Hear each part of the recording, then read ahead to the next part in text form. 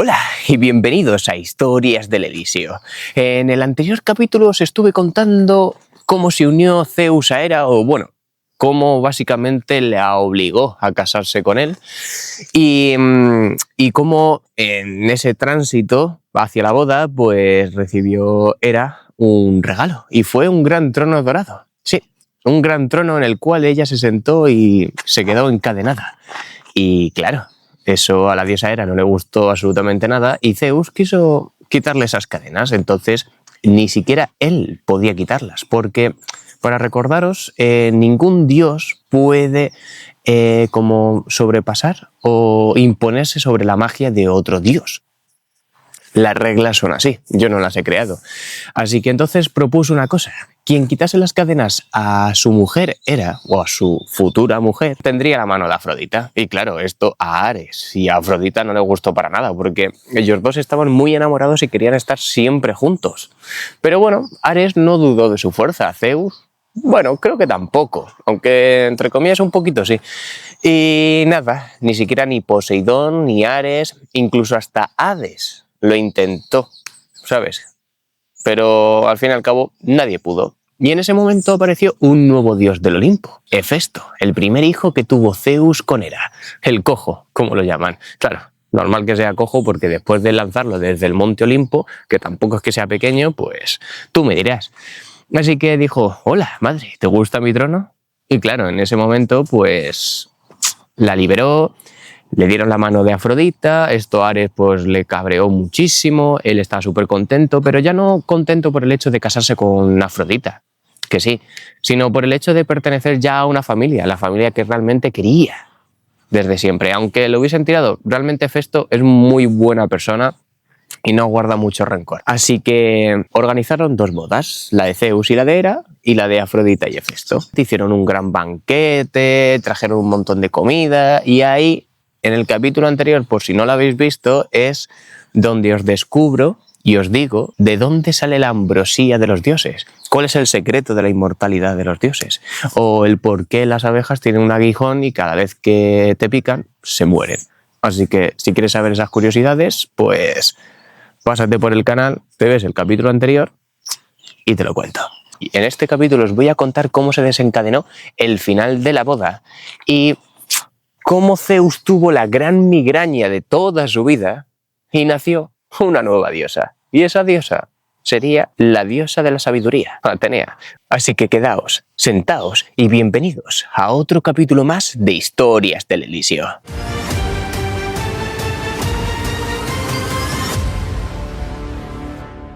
Bueno, aquí os cuento las cosas. La boda de Hefesto y Afrodita fue un éxito, pero para Hefesto, claramente, porque ya había conseguido entrar y pertenecer a los 12 dioses olímpicos. Sí, ¿cuántos dioses llevamos? ¿9? 9 u 8. 8 con Hefesto, 9 con la que se viene. Encima se había casado con la diosa Titánide más guapa de la Tierra, porque sí, Afrodita se la considera como una diosa, pero realmente es hija de Urano. Por lo tanto, por ende, tendría que ser una Titánide. No una diosa. Así que, ¿vosotros cómo la clasificaríais? ¿Como diosa? ¿Como Titánide? Zeus y Hera bebieron toda la ambrosía posible, aunque os hago una pregunta. ¿Los dioses ya eran inmortales antes de beber la ambrosía? ¿O se hicieron inmortales al beber la ambrosía? Bueno, yo lo sé, pero quiero que penséis y que me contestéis en la caja de comentarios. La fiesta iba muy bien. Todos estaban disfrutando de la vida. Era el gran evento del momento y nuestro famoso Zeus, sentado en su trono divino, no dejaba de mirar a la ninfa Leto, hija de los titánides Febe y Ceo, que pudieron celebrar la amnistía de Zeus. Claro. Un leve susurro le llegó a Zeus al oído. Deja de mirar a mi prima Leto. No te debe la vida por haberle salvado y, por favor, ten un poco de decencia, que tienes a tu mujer al lado. Claro, esto a Zeus le rayó un poco, básicamente, porque claro, él estaba sentadito en su trono, mirando cómo todo el mundo se reía, se lo pasaba bien, comía, bebía, y claro, se fijó en su prima Leto y dijo: Claro, Zeus, como siempre, ya estaba buscando pues nuevas formas de divertirse, sinceramente. Y claro, pues alguien le susurró al oído. Claro, esto le rayó un poco porque dijo, coño, no había nadie, básicamente. Pero hay gente que tiene ese tipo de poder. Así que vamos a descubrir quién era. A Zeus le sonaba esa voz, sí, pero ni siquiera la hizo caso. Claro, es el dios omnipotente. No va a hacer caso a alguien. Así que, por lo que siguió observando a Leto, pero justo detrás de ella divisó a Metis, con la que capítulos anteriores, cuando Zeus aún no era nadie en el sentido de ser el rey de los dioses, casi tienen un lío. Sí, ¿os acordáis de ese momento en el que Metis estuvo con él y de repente se fueron a besar? Y justamente en ese casi roce de labios, de repente ella desapareció y le empapó de agua antes de que Zeus fuese el rey de los dioses. Si no os acordáis, ya sabéis lo que tenéis que hacer. Echarle un vistazo atrás en los capítulos anteriores y os enteráis. Y según me contaron, Metis lo llamó para que fuera a hablar con ella. Y cuando llegaron a los pasillos, sí, Zeus se acercó a ella para terminar lo que en su momento no se terminó. Qué atrevido el Zeus. O sea, se acababa de casar con Hera y ya básicamente quería meterle el churrillo a Metis. Es increíble, la verdad. Qué fogosidad tiene este hombre. Pero Metis lo paró. Sí, y le dijo, por muy rey de los dioses que seas, no puedes poseer todo lo que quieras. ¡Bam! En toda la cara, ¿sabes? Sí. Metis tiene un buen par de... Eso es. Así que Zeus se dio cuenta de que fue a ella a quien escuchó antes, sí, en el banquete. Y supongamos que Zeus dio por hecho que Metis quería liarse con él. Sí, es que Zeus da por hecho tantas cosas que al fin y al cabo coge lo que quiere sin ningún permiso. Y eso no está bien, sinceramente. A Metis le atraía la idea de lo que podría ser Zeus. Es decir, lo había idealizado. No la culpo, porque si hay algo de lo que le caracteriza a Zeus es su labia.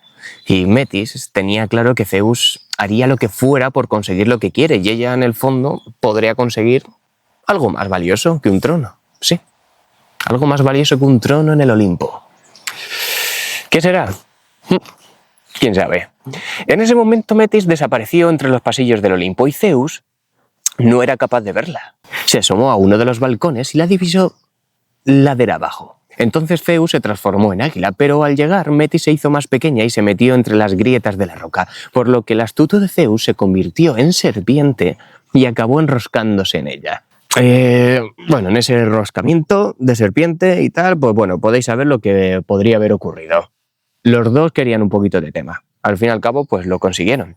Pero Metis siempre había amado a Zeus, sí, por lo que se dejó llevar.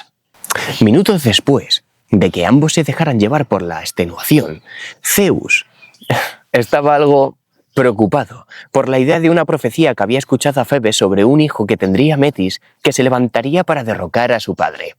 Justo después de liarse con Metis, le da por pensar. Claro, porque obviamente ya sabéis que Zeus es súper fértil. O sea, donde pone el ojo, pone la bala. ¡Pum! Ya está. Embarazada. Directamente. Sí.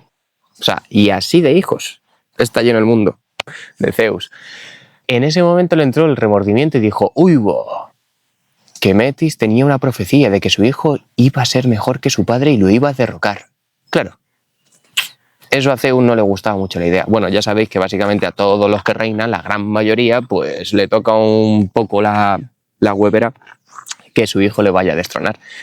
Pero bueno, eso es que tienen demasiado ego. En medio de estos pensamientos, bueno, Zeus no pensó las consecuencias. ¿Y a cuántos conocéis que son así? Que justamente después de un ups, qué bonito momento hemos tenido aquí de lujuria y de repente me paro a pensar un poquito en las consecuencias. ¿A cuántos conocéis? En medio de estos pensamientos se pusieron a hablar sobre la metamorfosis, no en la de Ovidio, obviamente, porque todavía no había nacido, sino en todas las transformaciones que podían hacer el uno y el otro. Claro, algo compartían y por eso se gustaban. Sino en cómo los dioses y los titanes eran capaces de cambiar el tamaño, transformarse en animales, plantas o incluso objetos sólidos. Sí, Así que tened cuidado que en algún momento tendréis a un dios al lado y os estará escuchando. Has sido muy astuta, Metis, te felicito, pero mi ingenio es aún mayor, dijo Zeus. Creo que si me hubiera convertido en una mosca, no hubieras podido cogerme, le replicó Metis. ¿Tú crees?, le dijo Zeus. En ese momento, Metis se transformó en una mosca y huyó volando a toda velocidad, pero Zeus es demasiado astuto y se convirtió en un lagarto y alargó su enorme lengua y se la tragó. Sí, no penséis mal, ¿vale? Seguramente os estéis preguntando si nadie se estaba preguntando dónde estaba Zeus. Y sí, había una persona que se estaba preguntando mucho eso, y era la diosa Hera, porque tampoco es que confiase mucho en Zeus, aunque se hubiera casado con él, en cierta manera tenía esa duda de decir, Zeus me va a poner los cuernos en cuanto pueda. Y ya lo estaba haciendo. Bueno, más bien, ya lo había hecho. Hera ya empezaba a mosquearse. Guiño, guiño. Pero en ese momento apareció un cuervo blanco. Os recuerdo que los cuervos en esta época de la historia son blancos. Ahora todos los conocéis como negros, básicamente, pero dentro de poco os comentaré cómo se convirtieron en negros y fue por la historia de el dios de la medicina, Asclepio. Un cuervo blanco anunció que Zeus se encontraba gritando a orillas del mar. Sí, implorando a su sobrino Tritón. Tritón, que le conocéis, pues seguramente por la película de Disney que se ha hecho, que es el padre de Ariel, pues Tritón es como el segundo al mando del mar, del océano, de la ciudad de Atlantis, creo que sí, ¿no? De la Atlántida. Pero bueno, en conclusión, es como, por así decirlo, el hijo predilecto de Poseidón, ¿vale? Al igual que Hércules fue el de Zeus, pues Tritón es el de Poseidón. Y todos los comensales / invitados se hallaban anonadados de ver al rey del Olimpo en dicha situación. Vosotros imaginaos la situación, Zeus de rodillas llorando, implorando, gritando todo lo que pudiese y todo lo que podía hacia su sobrino Tritón. Y Tritón como en plan de... ¿Qué quieres que haga? Si es que no puedo hacer mucho más, es que te duele la cabeza, pero es que no sé qué hacer, sinceramente. Por favor, Tritón, ahógame, quítame este dolor de cabeza, haz algo, te lo ruego, le dijo Zeus. Señor, no puedo hacer eso, vuestro cuerpo es indestructible, añadió Tritón. Y sí, es verdad, el cuerpo de los dioses es casi indestructible, casi. ¿Vale? Obviamente un mortal no le puede hacer absolutamente nada a un dios, pero entre dios y dios... Sí, o entre Titán y Dios, pues obviamente también. Pero claro, en ese momento hubo un dios que se atrevió a hacer algo al respecto. Y fue Hefesto. Con su hacha de doble filo, se acercó a Zeus y Zeus de rodillas mirándole, pidiéndole clemencia, cerró sus ojos y en ese momento, ¡bam!, en toda la cabeza.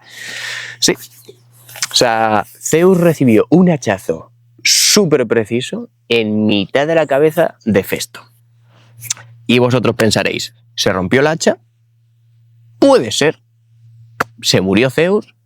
Puede ser. Pero si se hubiese muerto Zeus, básicamente, pues toda la historia de la mitología griega, o la gran parte de la mitología griega, no existiría.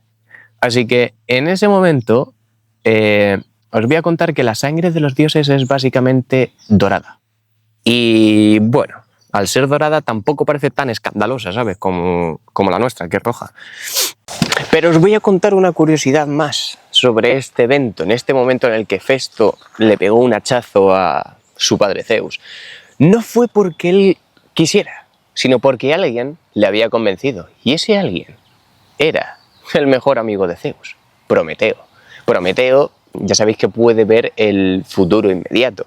Así que en ese momento creo que realmente había visto lo que podía pasar después de que Hefesto le pegase un hachazo en la cabeza, así que decidió pues convencer a Hefesto y que lo hiciera. Los hermanos y hermanas y otros miembros de la familia de Zeus, preocupados, se apiñaron a su alrededor en la orilla, donde lo habían encontrado, pues eso, pues suplicándole a su hermano Tritón, a su primo Tritón. Y entonces Prometeo, el joven titán favorito de Zeus, pues convenció a Hefesto. Y lo que estaba sucediendo dentro de la cabeza de Zeus era bastante interesante. No era de extrañar que sufriese un dolor tan atroz, dado que la habilidosa Metis se afanaba dentro de su cráneo, fundiendo, cociendo y forjando una armadura y armas. Sí, y vosotros os preguntaréis, ¿pero cómo va a forjar eso dentro del cuerpo de Zeus? Pues os voy a explicar. En la variada, sana y equilibrada dieta del dios había suficientes metales, minerales, piedras raras y trazas de elementos como para encontrar en su sangre y en sus huesos todos los ingredientes, todas las piedras y componentes que necesitaba. ¿Sí? O sea, dentro de nuestro cuerpo existen un montón de minerales. Y claro, Metis es una titánide muy mañosa. Así que, como era así de pequeñita, y vivía dentro del cuerpo de Zeus, pues se encargó de básicamente crear una armadura. ¿A quién? Pues ahora lo voy a decir. Cuando Hefesto le pegó el hachazo en la cabeza a Zeus, se hizo un silencio espantoso, mientras todos miraban aquello con perplejo horror, obviamente, ¿sabes? Todo el mundo estaría flipando como diciendo, Dios mío, le ha reventado la cabeza a Zeus y se va a morir, o le va a pasar algo, o se va a cabrear y va a fulminar a Hefesto, básicamente con uno de sus rayos. Pero la perplejidad horrorizada se volvió tremenda incredulidad, y la incredulidad, tremendo asombro, desatado cuando vieron emerger del interior de la cabeza abierta de Zeus la punta de una lanza. Le siguieron las puntas de las plumas de una cresta bermeja, y los mirones contuvieron el aliento mientras con lentitud se alzaba ante sus miradas la silueta de una mujer enfundada en una armadura. Zeus bajó la cabeza. Nadie podía estar seguro si de dolor, alivio, sumisión o de puro pasmo. Y como si su cabeza gacha fuese una rampa o una pasarela desplegada para ella, el glorioso ser descendió despacio hasta la arena y se volvió hacia él. Imaginaos la situación. O sea, yo aún así, cada vez que cuento esta historia, a todas las almas que vienen al inframundo y quieren saber la historia antigua de los dioses, se siguen quedando perplejos. Yo también, sinceramente, porque es como, o sea, imaginaos cómo era la raja, que aún así la cabeza de Zeus tampoco es que sea muchísimo más grande que la mía, también te digo, pero que salga una lanza. Eso tuvo que ser el peor parto de la mitología griega. Bueno, o no, no lo sé. Seguramente hay alguien que tuvo un peor parto. Sí. Pero, en fin. Así que, bueno. Digamos que esa persona salió equipada con una armadura plateada, escudo, lanza y casco empenechado. Que no te lo pierdas, ¿eh? Observó a su padre con ojos de un gris hermoso e incomparable. Su padre, sí.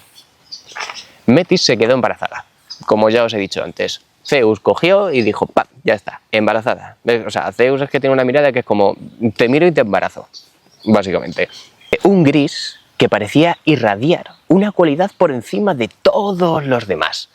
Sabiduría infinita. Sí, de uno de los pinos que jalonaban la línea de costa salió volando un búho que se posó en el reluciente hombro de la guerrera.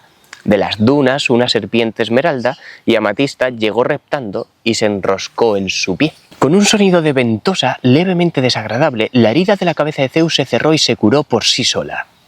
Claro, al fin y al cabo, o sea, los dioses son inmortales, y más en ese momento, después de haber bebido la ambrosía, y creo que podría ser que la ambrosía no es que les hiciera inmortales, sino que básicamente les curaba absolutamente de todos los males y les protegía, como la miel a los humanos, porque claro, la miel es la ambrosía de los dioses, ¿vale? Ya te lo voy a decir, obviamente. Y claro, en el cuerpo humano pues produce muchas defensas, pero en el cuerpo de los dioses la miel que tiene Zeus no es la misma miel que tienes tú en tu casa, está claro, porque si no aquí todo el mundo sería inmortal y eso a Zeus no le gusta. Ya os enteraréis dentro de poco del por qué no le gustaba que los humanos fuesen inmortales. Quedó claro a todos los presentes que aquella nueva diosa estaba dotada de niveles de poder y personalidad que superaban los de todos los inmortales. Incluso Hera, que se dio cuenta de que la recién llegada solo podía ser fruto de un lío adúltero, obviamente, que tenía que haberse dado muy cerca de su día de bodas, más bien en su día de bodas, se sintió tentada casi de arrodillarse ante ella. O sea, que imaginaos lo imponente que tenía que ser esta diosa. Zeus contempló a la hija que tanto dolor le había causado y le sonrió cordialmente. Le vino un nombre a la cabeza y lo pronunció. Atenea. Sí. Y ella dijo, padre, dijo ella sonriendo cortésmente en respuesta. La heredera del Olimpo, la diosa Atenea. Así nació. Sí, con un gran dolor de cabeza, una de las peores migrañas que pudo tener Zeus a lo largo de todos estos eones. Sinceramente, Atenea es que es muy, pero que muy guapa. Atenea, la gran heredera del Olimpo, ¿o no? Pero bueno, la hija predilecta de Zeus, eso estaba claro. Las cualidades que encarnaba Atenea fueron las virtudes y logros fundamentales de la gran ciudad-estado que llevó su nombre. Sí, Atenas. La sabiduría y la perspicacia eran herencia de la madre, Metis, como estaba claro. Y la destreza manual, el arte de la guerra y el arte del liderazgo eran suyos. Sí. De Zeus también. También la ley y la justicia. Participaba de los dominios del amor y la belleza que hasta entonces habían sido exclusivos de Afrodita. Yo creo que Atenea se llevó casi todos los atributos mejores que tenían todos los dioses, porque si os dais cuenta, cada dios tenía un tipo de atributo, pero es que Atenea parece ser que se llevó un poquito de todos para ser la perfección de los dioses. Por eso me encanta Atenea, de verdad. Es que lo tiene todo. Es guapa, es lista, tiene ese poderío, tiene... Es que en su presencia, sinceramente, impone muchísimo. Sí, es como os digo yo, es una diosa de alto rendimiento. El tipo de belleza de Atenea se expresaba en su estética, en la aprehensión de su ideal, en el arte, en la representación, el pensamiento y el carácter, más que en las capas más físicas y obvias, y quizás superficiales que siempre serían patrimonio de Afrodita, obviamente. O sea, físicamente también es increíble. Pero no se la veía bella solamente por su físico, sino por todos los dotes que tenía. El amor que simbolizaba Atenea también contaba con un énfasis menos físico y enardecido. Era del tipo que más tarde sería conocido como platónico, ¿vale? O sea, ese amor platónico del que los humanos siempre habláis, del cual dices es inalcanzable, la cosa, pues... Atenea simbolizaba eso, ese amor platónico. Los atenienses acabarían valorando estos atributos de Atenea por encima de todos los demás, igual que la valoraban a ella, su patrona, por encima de todos los inmortales existentes. Digo existentes porque, como descubriremos, otras dos deidades olímpicas todavía por nacer entrarían en juego a la hora de definir lo que iba a ser un ateniense y un griego. En años venideros, Atenea y Poseidón se disputarían el patronazgo concreto de la ciudad de Cecropia. Sí, bonito nombre, ¿no? Poseidón, ¿vale?, clavaría su tridente en la alta roca sobre la que estaban y produjo un manantial de agua de mar. Bueno, esto os estoy contando un complemento. O sea, Atenea y Poseidón les gustaba la ciudad de Cecropia y básicamente querían ser el patrón de esa ciudad. Entonces tenían que ofrecerle algo a los humanos. Vale, entonces a Poseidón básicamente se le ocurrió clavar su tridente en lo alto de una roca sobre la que estaban y produjo un manantial de agua de mar.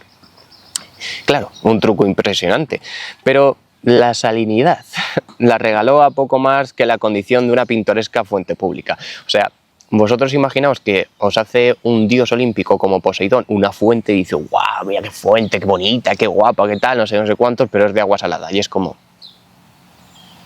Señor, y más en esa época, porque dices tú, si me la haces de agua potable, de agua dulce, pues te lo compro, pero de agua salada, ¿para qué quiero yo una fuente con agua salada? Me pregunto si la podemos crear nosotros. Pero en fin, a Poseidón le pareció muy buena idea. Así que sí, les hizo una fuente pública. El sencillo regalo de Atenea fue el primer olivo. Sí, Atenea creó el primer olivo de la tierra y se lo regaló a los ciudadanos de Cecropia. En su sabiduría vieron los múltiples beneficios del fruto, el aceite y la madera, y la escogieron a ella como deidad principal y protectora, y cambiaron el nombre de su ciudad por Atenas en su honor. Así que el primer olivo del mundo lo creó Atenea, y por eso la ciudad de Cecropia se acabó convirtiendo en la Gran Atenas. Del olivo obviamente salía la aceituna, de la aceituna salía perfectamente el aceite de oliva, que es oro líquido, básicamente, y fíjate, la madera del olivo es muy buena también para hacer fuego. Así que por eso los humanos, que no eran tontos, decidieron escoger a Atenea antes que a Poseidón para poder ser fundador de la ciudad de Atenas. Ahí tenéis otra curiosidad más. En Roma os voy a contar que su nombre fue Minerva, aunque en realidad sin la conexión personal que los griegos sentían con ella. Sus animales preferidos eran el búho, ese símbolo majestuoso de prudente sabiduría, y la serpiente, bajo la guisa de la cual su padre había vencido a su madre. Sí. El olivo, cuyo fruto tierno y versátil demostró ser toda una bendición para Grecia, también era sagrado para ella. Y la aparente dulzura de aquellos ojos grises contradecía un nuevo tipo de ideal en el que se combinaban el poder físico, la fuerza de carácter y la fortaleza de espíritu. Y no era inteligente hacerla enfadar. Si irritas a Atenea, ya te lo digo, yo no lo he hecho, ¿vale? Porque la tengo mucho respeto y mucho miedo también. Estabas irritando a Zeus, porque claro, es su hija predilecta. Por lo tanto, si le tocas un poco las narices a Atenea, se las tocas a Zeus. Y como se las toques a Zeus, rayo va y muerto estás. Aquel estaba prendado de su hija Zeus estaba prendado de su hija y era incapaz de verle defecto alguno. Pero yo creo que a los padres les pasa eso con sus hijos, que realmente nunca vas a ver un defecto en tu hijo. Por muchos que tenga, realmente, no se los vas a ver. Aunque bueno, Zeus creo que solamente lo hacía casi con Atenea y con algunos hijos, porque de otros pasaba, sinceramente. Ares, el menos preferido de sus hijos, como ya se estaba diciendo, por ejemplo, es el dios de la guerra y tampoco era el preferido de Zeus, producía un interesante contraste con su nueva medio hermana. Ambos eran dioses de la guerra, sí, pero los intereses de Atenea residían en la planificación, las tácticas, la estrategia y el inteligente arte de la guerra, mientras que Ares era un dios de batallas, combate y toda modalidad de lucha. O sea, Ares era uno de los mejores luchadores de todos los dioses, porque iba a decir de la era griega, pero obviamente, o sea, Ares siempre va a ser más fuerte que una persona, ¿sabes? Que un mortal. Pero he de decir que en la gran guerra de Troya hubo un humano que le hizo sangrar, le hizo retroceder hacia el Olimpo. ¿Queréis que os diga su nombre? Me lo voy a guardar. Creo que esta vez me lo voy a guardar. A lo mejor en el siguiente capítulo os digo quién es, ¿sabes? Pero todavía queda mucho para la guerra de Troya. Y la guerra de Troya, agüita para los patos. A ver, así que realmente Atenea me gusta más porque era ese desarrollo de inteligencia, ¿no? en la batalla. O sea, al igual como Alejandro Magno, que seguramente pues estaría bendecido por la diosa Atenea, y hubo varios comandantes a lo largo de todos estos siglos que tenían esa inteligencia en la guerra, no simplemente era batallar por batallar. Pero bueno, es inquietante pero esencial reconocer que ni uno ni otro eran tan poderosos como cuando actuaban juntos. O sea, Atenea era poderosa y era mejor que Ares en muchos aspectos, pero Ares también tenía otro complemento. Entonces, cuando los dos se juntaban e iban juntos y se apreciaban, la guerra era imparable. Así que, como siempre se ha dicho, en el amor y en la guerra vale absolutamente todo. Atenea recibía a menudo el sobrenombre de Palas, y como Palas, Atenea protegía su ciudad, Atenas. El símbolo de su tutela se denominó Palladium, una palabra que a saber cómo ha encontrado su lugar a la hora de poner nombre a los teatros, además de darnos el elemento químico paladio. La Palas original era una de las hijas del dios marino Tritón, sí, el sobrino de Zeus, al cual estuvo implorando Zeus hace unos cuantos segundos atrás. Y una apreciada, era una de las hijas del dios marino Tritón y una apreciada compañera de infancia de Atenea. Jugaban juntas, medio en serio, a guerrear, como se hacía antiguamente. Ahora jugáis con juguetes y tal, pero antiguamente pues se jugaba a luchar. Y claro, en una ocasión en que Palas estaba venciendo a Atenea, Zeus, siempre vigilante y protector de su predilecta, intervino y con un rayo dejó a Palas inconsciente. Claro, Atenea, por pura inercia, le dio el golpe de gracia y mató a su amiga. Sí, una tragedia. A partir de entonces y para siempre llevó el nombre de Palas, como triste homenaje de su afecto y arrepentimiento duraderos. Se puso como el sobrenombre de su mejor amiga por el incidente. Y realmente Atenea, pues, aún así lo sigue recordando y lo pasa bastante mal. Pero bueno, habéis visto cómo es Zeus, ¿no? Dijo, pues, mi hija va a perder, ni de coña, a tomar por culo.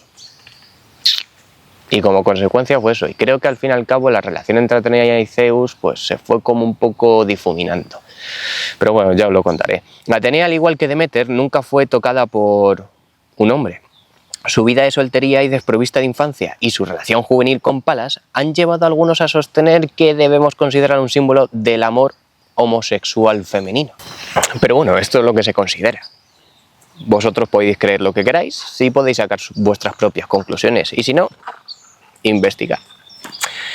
Pero bueno, cuando Zeus engañó a la madre de Atenea para que se convirtiese en mosca y así poder usar su lengua de lagarto y envolverla, Metis fue extrañamente ingenua. O eso parecía. Lo cierto es que para nada le habían engañado. Lo suyo sí que había sido un ardid. Metis significaba destreza y artimaña.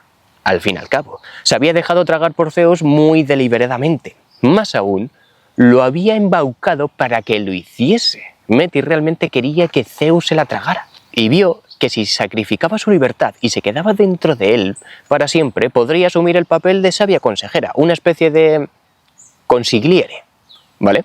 Capaz de asesorarlo entre susurros por los siglos de los siglos. Como dirán los cristianos, amén. Le gustase o no a él, básicamente. Bueno, os voy a decir que aquellos que le dicen verdades al poder suelen acabar encadenados o en una tumba prematura, pero dentro de la cabeza de Zeus, Metis nunca podría ser silenciada, básicamente. Así que fue súper inteligente. Por mucho que le dijera Metis dentro de la cabeza, Zeus no podría hacer nada, no se la podría sacar. Así que si encontráis alguna manera en la que Zeus podría sacar a Metis, contádmelo en comentarios. Entonces Metis ejercería un prudente control sobre los excesos y pasiones precipitadas que a menudo amenazaban con meter en líos al dios del rayo. O sea que encima le estaba, entre comillas, ayudando un poco, ¿vale? A ver, en cierta manera Metis seguía un poco enamorada de Zeus. Sus estallidos de cólera, lujuria y celos necesitaban del equilibrio de una voz serena, una voz que aplacase sus instintos hasta conducirlos por canales más tolerantes. Si Metis sacrificó su libertad por sentido del deber o de la responsabilidad o por amor a Zeus, al que siempre había adorado, no lo puedo afirmar. Pero me gusta pensar que fue una mezcla de las dos cosas. Sí, servir y amar era, como podría decir un griego, pues su Moira. Sí, era su Moira. Metis era la Moira de Zeus. Y combinada con otras características positivas de Zeus, el carisma, el corazón, la astucia natural y, normalmente, un recto sentido de la justicia, la ecuanimidad y el derecho, la sagaz orientación interior de Metis ayudó a convertirlo en un gran gobernador, cuyos atributos superaban con creces a los de su padre y su abuelo, Crono y Urano. De hecho, Metis llegó a ser una parte tan importante de Zeus que a veces Homero, ¿vale?, el escritor, se refería a esta como Metieta, que significaba sabio consejero. La sabiduría, bajo la forma de Metis, susurraba en un oído de Zeus, pero por el otro siempre oía los enardecidos apremios de la pasión. Madre mía, este Zeus. Cuando se cruzaba con chicas y mujeres guapas, y a veces con jovencitos, nada podía evitar que las persiguiese de una punta a otra de la tierra, aun cuando tuviese que transformarse en un sinfín de animales. A Zeus le daba igual transformarse en cualquier animal simplemente para poder conquistarte, así que ten cuidado con qué animal te cruzas y a qué animal tocas, porque podría ser Zeus. Y ya sabéis que en cuanto te toca o te mira, ¡pam! Cuando la lujuria se adueñaba de Zeus, Metis no tenía más control sobre él del que un susurro tiene para calmar la tempestad, o sea, imaginaos. Mientras que los chillidos enfurecidos de la celosa rabia de Hera no tenían más poder para retenerlo que los aleteos de una mariposa para inflar las velas de un navío, básicamente. Y he comentado que la mirada apasionada de Zeus ya había recaído una vez en Leto, la hija recatada de los titanes Febe y Ceo. Así que, en este momento, Zeus se volvió a fijar otra vez en una persona en la cual se había fijado ya en su boda, y esa persona era Leto. Y Leto acabará siendo la madre de otros dos dioses nuevos en el Olimpo. Así que en el siguiente capítulo os contaré cómo nacieron los dos gemelos predilectos del Olimpo. Sí, otros dos dioses más. Las pequeñas representaciones del Sol y la Luna.